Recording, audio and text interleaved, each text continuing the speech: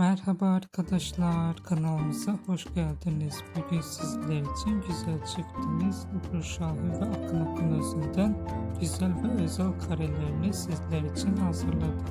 Ebru Şahin ve Akın Akınözü Hercai dizisinde Reyhan ve Miran karakterlerine hayat vermişler.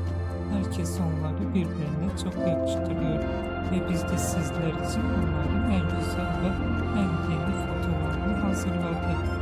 Bu videoların devamı gelmesini istiyorsanız kanalımıza abone olup yorum yazmayı unutmayın. Teşekkürler.